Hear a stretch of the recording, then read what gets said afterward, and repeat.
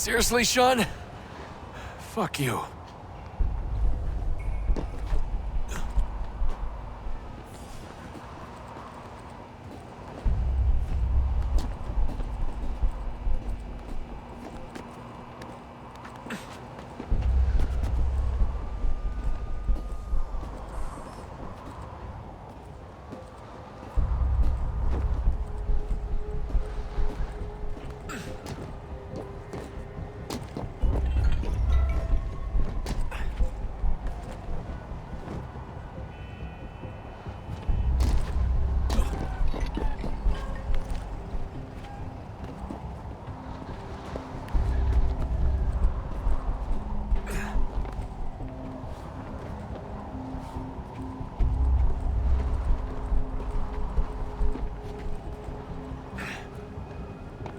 Jesus. Look on the bright side.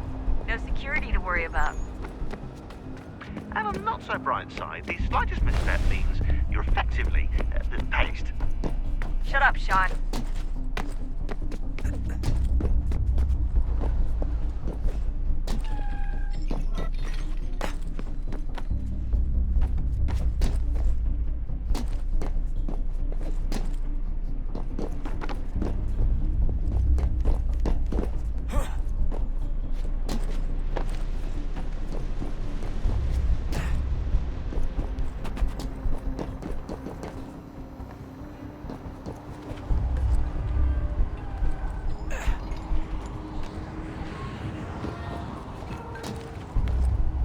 Almost there, Desmond. Once you reach the top of the lit-up crane, you should be high enough to make the jump. Should? It'll be fine, don't worry. Well, you might want to worry a little. I'm pretty sure she was high when she was running the numbers. Sean! A joke. It was a joke. Or was it?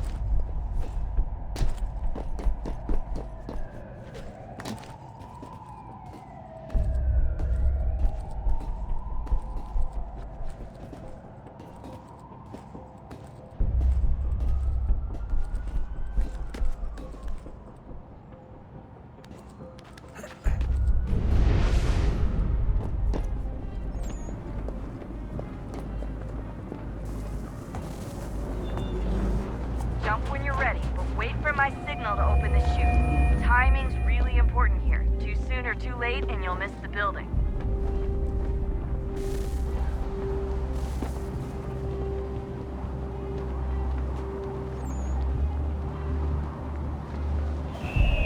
Now, open your chute!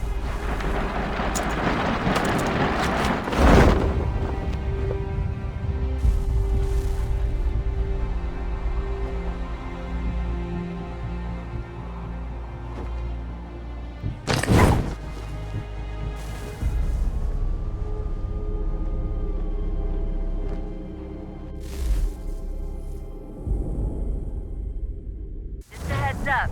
There's no elevator access from here on out. You'll have to get up there the old-fashioned way. Now, open your chute!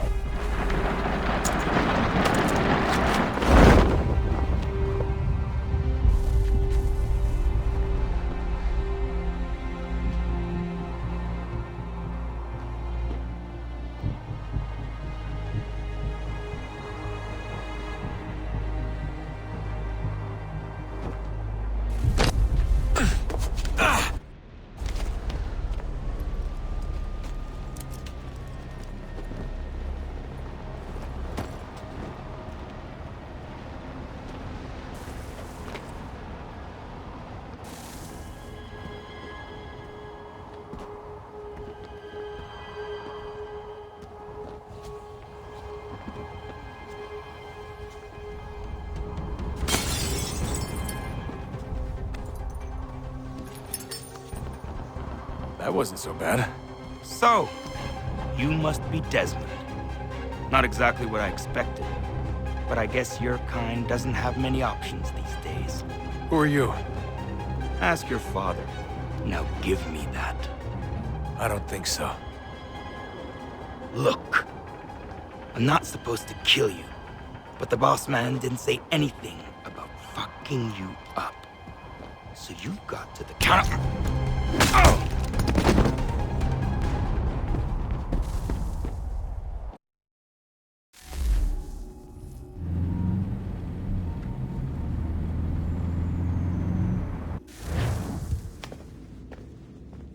So who the hell is Daniel Cross? Believe it or not, he used to be an assassin.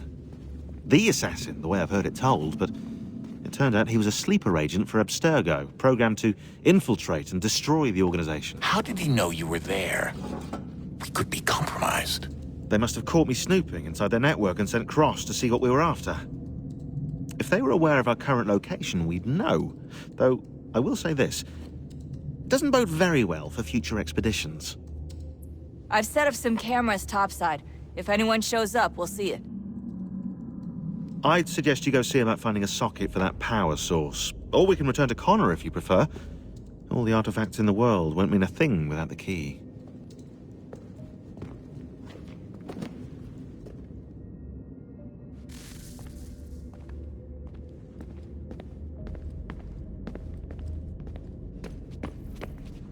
Son, I owe you an apology. I shouldn't have lashed out like that.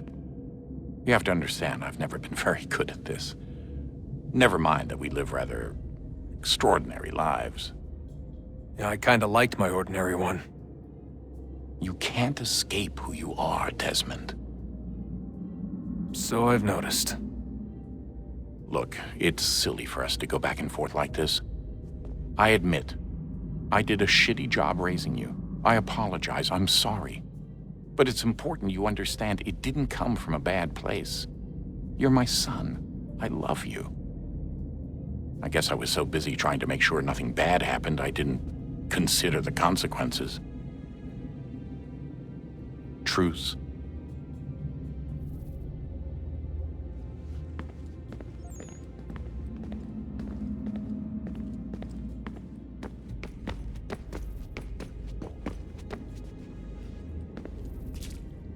I know everyone thinks I'm being silly, but I can't shake the feeling we're being watched. We are being watched. By Juno. Or some version of her. Do you think it's a recording? Or is she a ghost? Or something else? Is she talking to us the way Minerva talked to Ezio? No clue. I mean, who knows what else they were working on down here? There's still so many rooms we don't have access to. But do you think she's like literally down here, waiting somewhere, still alive? Still alive? That's mental. That means she'd be at least 75, 80,000 years old? Oh, powerful, yeah, but not that powerful. They came down here looking for a way to survive. Maybe they found one.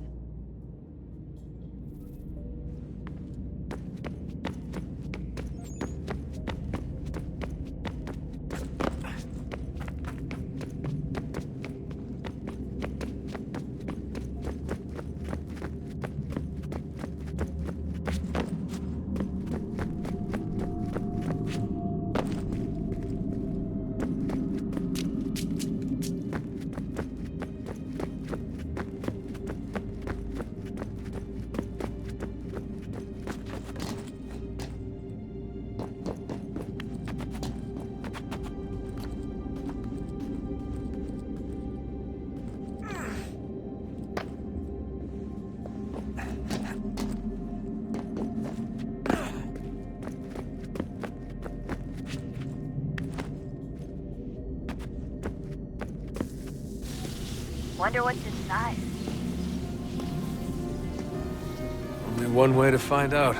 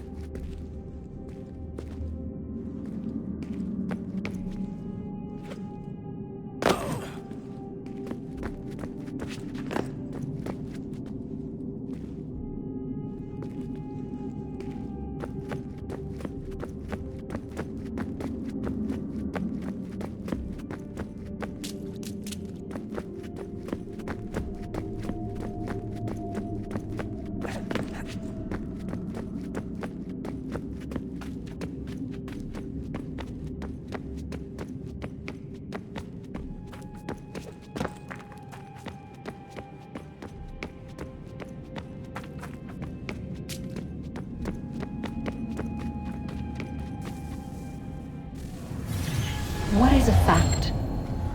Is it fixed? Immutable? Certain in its existence and only awaiting discovery? Or might it be changed? Here we learned the answer, and thought that it might save us. They were used to command, to control, to own. But we soon discovered another use. When enough sat in thrall and were told to believe, their thoughts took on form. What was imagined became real. If 100 minds could wish away a wall or create a tree, what might 1,000 do? 10,000? More? Might we change the consensus and will the thread away? We resolved to send one into the sky where it might illuminate us all. Once placed, a sentence would be uttered. Make us safe. In this way, we would change the consensus. We would save the world. But it never came to be. We sent a dozen of them skyward, but there was no way to maintain control, to direct the beam, to enthrall the world, to speak the words. Though this was strange and dangerous, what we tried next was worse.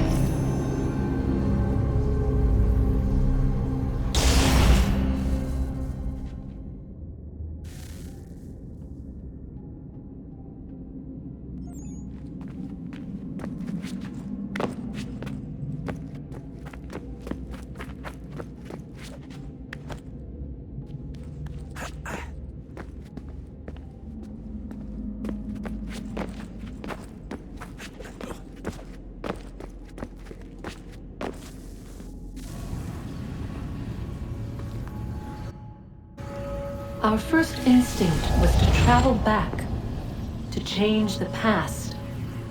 But we could not find a way. But forward, we could look forward. And so here we sought to see beyond ourselves and know what was to come. First, we watched to learn if our work would succeed. But the answer was always the same. So we moved on to other things. But she remained. The one you call Minerva. In time, she too stopped looking, and instead began to speak. She called out across time, in the hopes that you might be saved. She hid messages where none might find them, save for you and those within this place. Fascinating. Tired of it. The cryptic warnings, the threats. Just tell us what you want! But they are. We saw the Nephilim there. We seemed like grasshoppers in our own eyes, and we looked the same to them. Imagine trying to explain all this to a 2-year-old, to a grasshopper. When they said the will of the gods was unknowable, they meant it. Literally. I killed her, you know. I killed Lucy. It was the apple, son. It was Juno. I saw what she was. What would happen if I let her live? I could have stopped myself. I mean, there was a force there. But I didn't have to. I chose to. Desmond. Lucy was going to betray us and take the apple back to Abstergo. I saw the satellite launched. I saw them turn it on, and then it failed. Whatever's on the other side of that door, it benefits Juno. We need to be careful.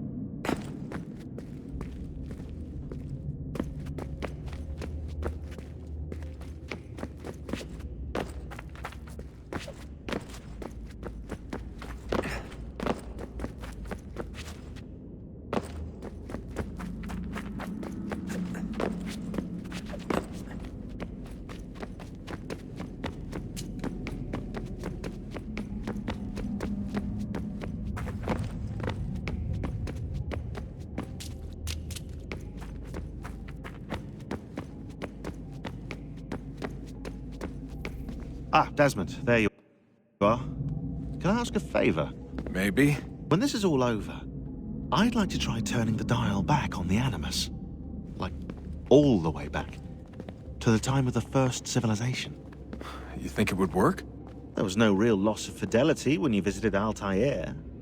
Then again, that was about 1,000 years ago, and I'm looking at going back at least 70,000 more. Sure, I'd be up for it. It'd be interesting to see what things were like back then. Excellent.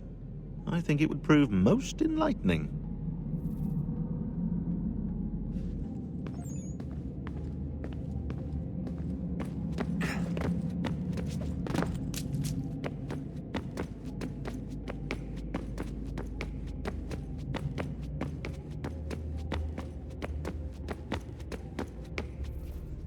Was it weird seeing Cross?